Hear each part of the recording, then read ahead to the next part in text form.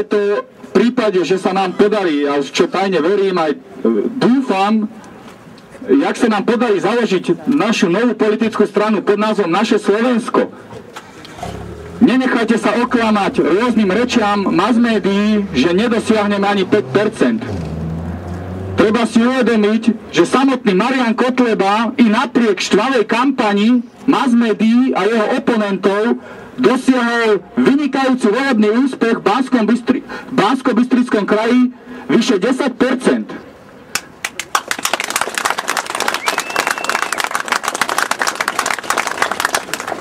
A preto Slovenky, Slováci, ale aj slovenskí občania maďarskej národnosti, dnes prichádza chvíľa, keď ešte máme šancu zvrátiť súčasný vývoj na Slovensku. Preto pomáhajte nám, podporujte nás, hovorte svojim známym, svojim blízkym to, čo sa tu deje, že dnes sa chystá skutočná zmena a verím v to, že naši politici na Slovensku už nebudú len myslieť a cítiť národne a sociálne, ale že budú tak aj žiť a konať.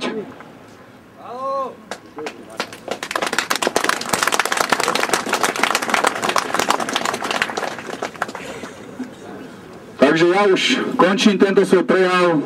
Tak ďakujem vám za pozornosť a zatiaľ prajem príjemný deň a rovnako prajem všetkým slušným, poctivým policajtom tiež príjemný deň a treba si uvedomiť, páni policajti, že my, národovci, bojujeme aj za vaše deti a za budúcnosť vašich detí. Ďakujem za pozornosť.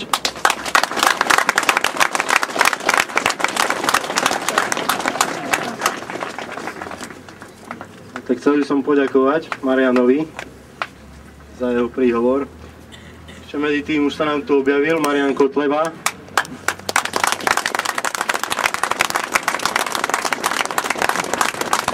Takže aj on vás o chvíľku určite pozdraví so svojím príhovorom. Na niečo som zabudol v tom mojom úvode. Sme tu kvôli tomu, aby sme vyjadrili protest proti nejakým určitým praktikám polície. Hej. V poslednej dobe, kedy sme začali tieto naše akcie robiť, stáva sa, že niektoré policajné zložky alebo štátne zložky ozbrojené jednoducho vysielajú pomedzi ľudí civile prezlečených svojich agentov, doslova agentov provokatérov. Takže ak by ste nejaké pokriky, podivné nadávanie počuli, dišťantujte sa od toho človeka, hej.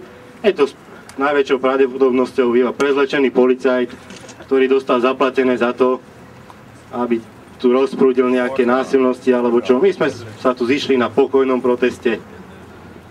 No, ďalej by som chcel dať slovo nášmu aktivistovi z Nitry. Poprosím ťa, Peťo.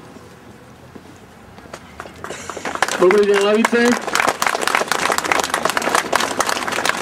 Kamaráti, kamarátky, vážení občania našeho krízou zmietaného Slovenska.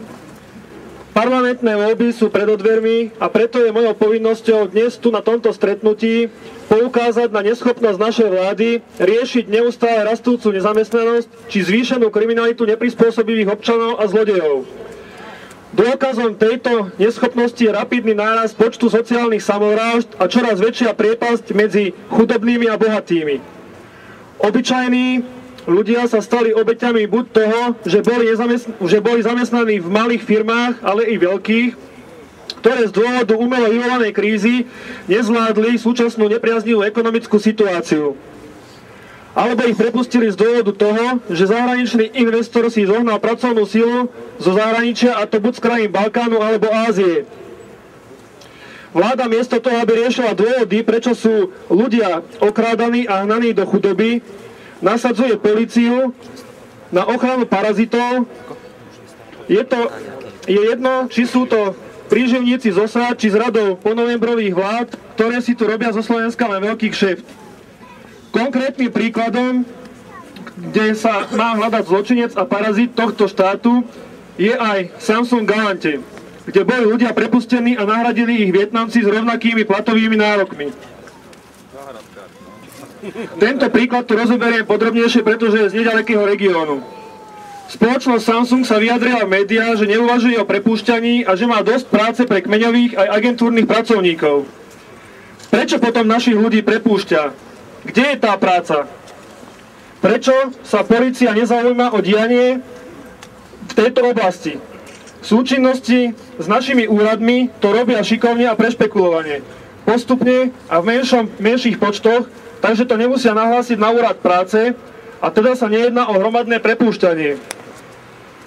Alebo prepustia ľudí, ktorí sú z iných miest Slovenska a tam to tiež nemusia hlásiť, pretože nepatria pod galantu. A vôbec sa pritom nejedná o flákačov a ľudí so zlou dochádzkou, keďže boli z rôznych kútov Slovenska, tak sa snažili ako len vedeli, vážili si prácu a dosahovali dobré výsledky a mali perfektnú dochádzku. Tak sa vás pýtam, prečo boli prepustení? Aby uvoľnili miesto Vietnamcom? Prečo húfne vo veľkom Samsung prijíma týchto vlastne Ázícov? Je toto vôbec normálne? Ako podporuje trh práce na Slovensku? Na čo je slovenskú spoločnosť, ktorá zamestnáva radšej cudzincov ako domácich? Najlepšie na tom všetkom je, že o celej tejto situácii je podozrivé ticho. Každý deň počúvame a vidíme v médiách, ako sa na Slovensku prepúšťa, ale o situácii v tejto spoločnosti nič, ani slovo. Mám informácie od jedného zamestnanca, ktorý v Samsungu pracuje, že o tomto vážnom probléme oboznámil všetky naše televízie. A čo sa stalo? Nič. Nič sa nestalo a ani sa nič nebude diať. Kto je za tým? Komu vlastne tieto médiá a zahraničné spoločnosti slúžia? Alebo je zakázané zverejniť to v médiách? Veď aj ministerka Tomanová sa vyjadrila, že boli podniknuté všetky kroky k tomu, aby sa situácia zmenila. Ale nič sa nedeje. Kedy sa to zmení? Po júnových parlamentných voľbách? Alebo po parlamentných voľbách 2014? Alebo nebodaj 2018? Nie.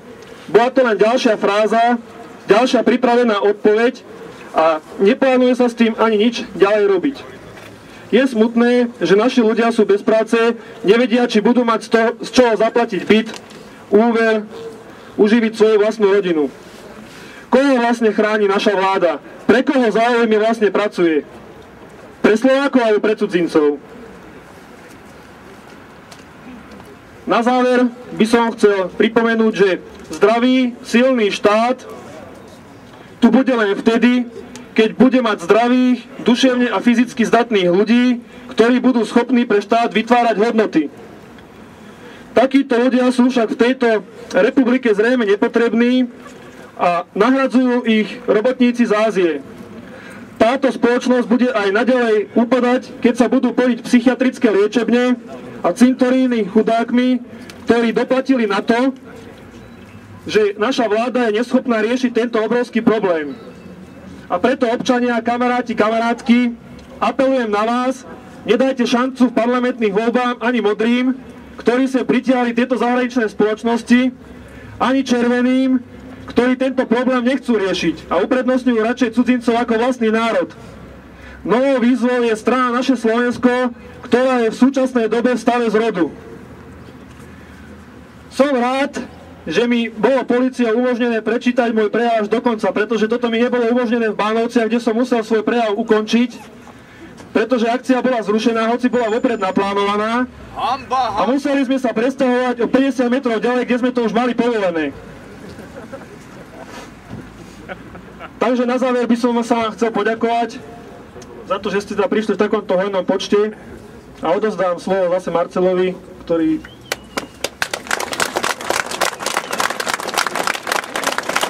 Ďakujem nášmu aktivistovi Petrovi. Teraz by som vám chcel upriamiť vašu pozornosť na tieto dve krásne slečny, ktoré sú tu po mojej ľavej strane. Oni sa za chvíľku rozbehnú pomedzi vás s petičkami za našu stranu, novú, naše Slovensko. Už sa to deje. Niektorí už sú tu, takže poprosil by som vás, až by ste mohli podporiť svojim podpisom. No a teraz asi hviezda naša, poprosím Mariana Kotlebu.